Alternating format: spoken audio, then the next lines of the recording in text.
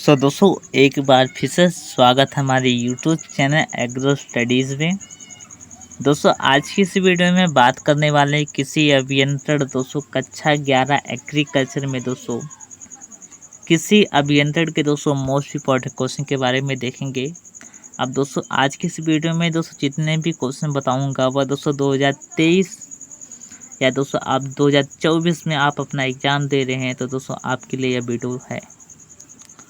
तो दोस्तों वीडियो पर बने रहिएगा। वीडियो को शुरू करने वाले हैं तो दोस्तों मैं उससे पहले मैं बता दूं आपको कि इस वीडियो में जितने भी प्रश्न है वो दोस्तों ओनली वन लाइनर क्वेश्चन है।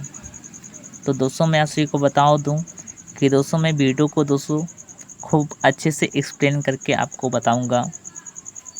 और साथ ही साथ दोस्तों मैं इससे पहले एक बात और बता दूं, यदि आपको हमारा प्रीमियम वर्जन चाहिए यानी कि आप ऑफलाइन बैच से जुड़ना चाहते हैं तो आप ज्वाइन हो सकते हैं। मात्र केवल 25 रुपये का कोर्स है दोस्तों। आपको केवल 25 रुपये दोस्तों आपको पेड करना है हर सब्जेक्ट का। अगर जो दोस्तों आपको पसंद आए तो दोस्तों आप कीजिएगा। मैं आप सभी को बता दूं कि दोस्तों मैं आप सभी के लिए दोस्तों बहुत ही बेहतरीन नोट्स लाता रहता हूं। और दोस्तों मैं आप सभी को बता दूं कि हमारे ही चैनल पर दोस्तों पढ़ कर बहुत सारे बच्चे अच्छे नंबर लाए हैं। 92% तो दोस्तों नंबर लाए हैं। तो दोस्तों अगर आपको ज्वाइन होना है तो दोस्तों आप ज्वाइन हो जाइएगा।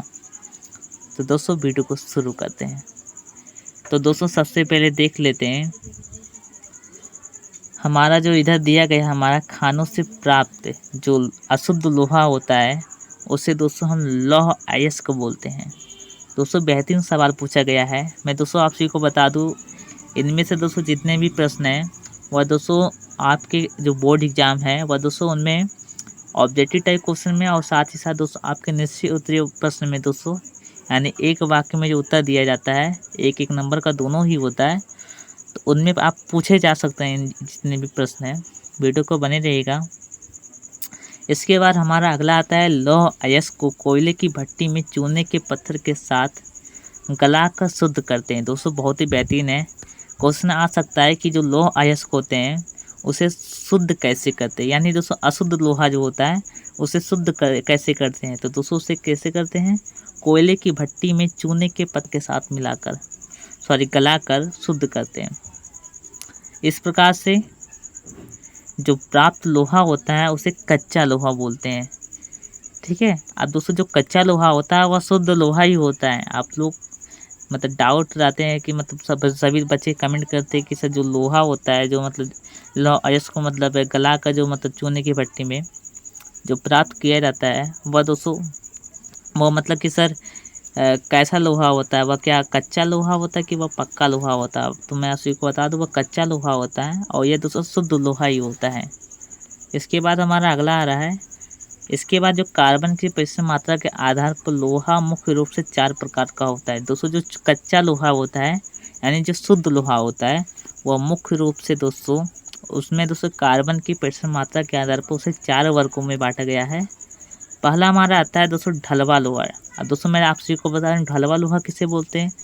ढलवा लोहा जो होता है दोस्तों वह आघात वर्धनीय होता है। ये जो ढलवा लोहा होता है वह दोस्तों भंगुर होता है। अब भंगुर का मतलब क्या होता है दोस्तों कि एक बार दोस्तों लोहा इस प्रकार से चादर बिछी हुई है या फिर लोहा बिछा हुआ है, अब एक हथौड़े से मैं मारूंगा तो दोस्तों ये टूट ही जाएगी, खंडों में विभक्त हो जाएगी। तो यह हमारा ढलवा लोहा होता है। जबकि दोस्तों जो पिटवा लोहा होता है यह दोस्तों आघात वर्धनीय होता है। ठीक है।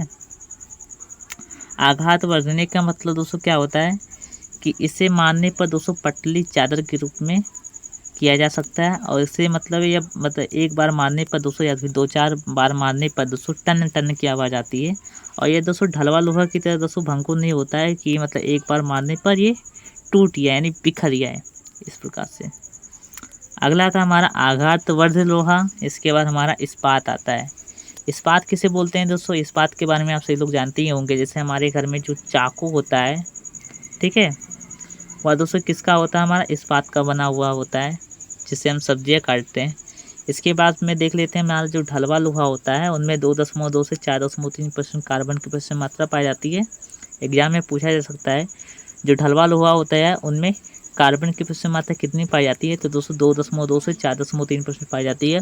एग्जाम में दोस्तों बहुत ही बार पूछा गया है, तो दोस्तों आप लोग याद कर लीजिएगा, मोस्ट इंपॉर्टेंट है। दोस्तों कम से कम दोस्तों 2 से 3 साल दोस्तों लगातार पूछा जा रहा है।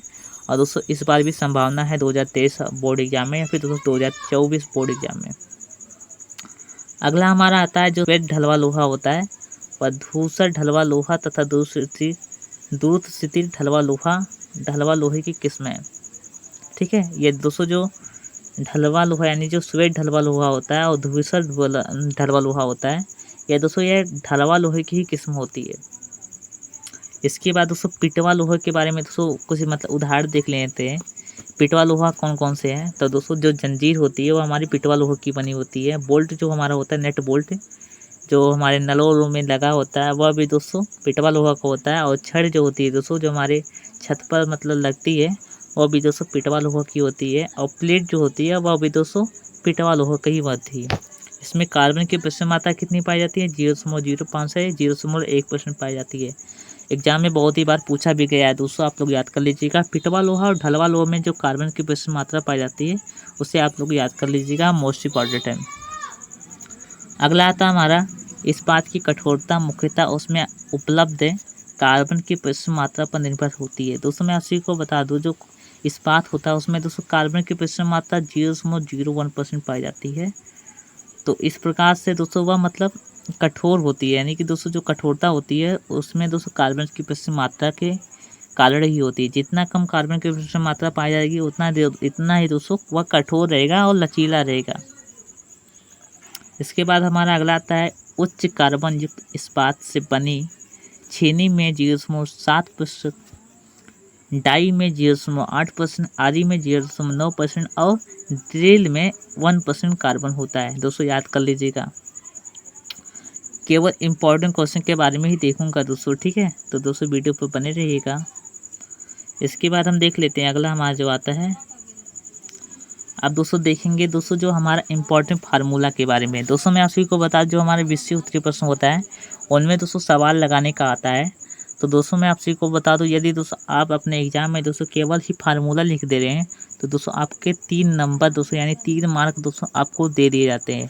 यह दोस्तों मैं आपको रियलिटी बता रहा हूँ, क्योंकि दोस्तों हमने ट्राई किए हैं और साथ ही साथ हमारे टीचर भी बोलते हैं कि 3 नंबर दोस्तों अनिवार्य होता है। अगर यदि आप एग्रीकल्चर से पढ़ाई कर रहे हैं, ठीक है, यदि कोई क्वेश्चन आ गया है उसमें आप फार्मूला लिख ले रहे हैं, ठीक है, किसी अभियंत्रण में केवल होता है या केवल किसी अभियंत्रण में लागू होता है, ठीक है। तो इस प्रकार से हमारा जो सवाल होता है हमारा उस प्रकार से होता है। जो खिंचाव वाला सूत्र होता है वो हमारा मतलब एग्जाम में पूछा जा सकता है, ठीक है। तो जो खिंचाव का फार्मूला क्या होता है, खिंचाव यानी प्रति वर्ग सेमीमीटर में देख लेते हैं। जो हमारा खिंचाव बराबर क्या होता है हमारा, 1 मिनट, खिंचाव बराबर संपूर्ण खिंचाव किलोग्राम में बटे कोण की अनुप्रस्थ काट वर्ग सेमी में। दोस्तों इम्पॉर्टेंट है, याद कर लीजिएगा, नोट करते रहिएगा। अगला आता है हमारा दोस्तों संपूर्ण खिंचाव बराबर क्या होता है। इसी में दोस्तों हम देख रहे हैं संपूर्ण खिंचाव बराबर क्या होता है, केवल दोस्तों प्रति वर्ग सेमी खिंचाव बराबर संपूर्ण खिंचाव होता है और बटे कोण की अनुप्रस्थ काट होती है यानी वर्ग सेमी में। अब संपूर्ण खिंचाव बराबर क्या होता है, कोण की अनुप्रस्थ काट वर्ग सेमीमीटर में, ठीक है, सेमी में मल्टीप्लिकेशन मृदा प्रतिरोध होता है किलोग्राम प्रति वर्ग में सेमी में। दोस्तों मोस्ट इम्पॉर्टेंट है। अब इसके बाद हमारा अगला आता है अश्व शक्ति। दोस्तों बहुत ही बार पूछा गया है अश्व शक्ति, ठीक है, अश्व शक्ति के बारे में पूछा गया है। तो दोस्तों जो अश्व शक्ति होती है उसका फार्मूला क्या होता है, हमारा संपूर्ण खिंचाव गुणे चाल। अब चाल किस में होता है, मीटर प्रति मिनट में होता है और संपूर्ण खिंचाव किलोग्राम में होता है बटे 4500। इसके बाद हमारा दोस्तों मोस्ट इम्पोर्टेंट है हमारा हल की कार्य क्षमता क्षेत्रफल में, ठीक है, हेक्टेयर में ज्ञात करने वाला सूत्र क्या है हमारा, WSH बटे में 100 मल्टीप्लिकेशन 100 माइनस प्रतिशत नष्ट समय बटे 100 हमारा होता है। दोस्तों आप लोग मोस्ट इम्पोर्टेंट है, याद कर लीजिएगा। जहाँ पर दोस्तों हमारा जो W होता है वो हमारा कोट की चौड़ाई होती है और जो यस होता है हमारा चाल होता है किलोमीटर प्रति घंटा में। इसके बाद दोस्तों हमारा जो एच होता है वह दोस्तों हमारा क्या होता है समय होता है घंटे में। अब दोस्तों जो हल जो हमारा होता है अब उसका फार्मूला यही होता है हमारा WSH, ठीक है। इसके बाद हमारा बटे में होता है 100। दोस्तों कॉम्पिटिटिव एग्जाम में पूछा गया था कि एक हल जो है 1 हेक्टेयर मतलब 1 हेक्टेयर मतलब अपना जुताई कर रहा है, ठीक है। उसके बाद एग्जाम्पल के तौर पे आप समझिएगा, ठीक है। ज़्यादा डीपली मत सोचिएगा कि मतलब, ठीक है, इस प्रकार से। अब उसके बाद उसमें पूछा गया था हमारा हल की कार्य मतलब हल की जो कार्य क्षमता है वह क्षेत्रफल हेक्टेयर में बताना था हमें। तो इस प्रकार से आप यह फार्मूला लगा कर दोस्तों यूपी कैडेट में मतलब आप सवाल को लगा सकते हैं। दोस्तों एग्जाम में बहुत ही बार पूछा जाता है यूपी कैडेट में। आप दोस्तों आप सभी लोग कहेंगे कि यूपी कैडेट क्या है, तो दोस्तों BSc एग्रीकल्चर एंट्रेंस एग्जाम के बारे में बात कर रहा हूँ। से दोस्तों आज की इस वीडियो में इतना ही। तो दोस्तों जल्द ही नई वीडियो में मिलते हैं, तब तक के लिए जय हिंद जय भारत। तो दोस्तों वीडियो पसंद आया होगा तो वीडियो को लाइक करें, चैनल को सब्सक्राइब करें। तो दोस्तों धन्यवाद।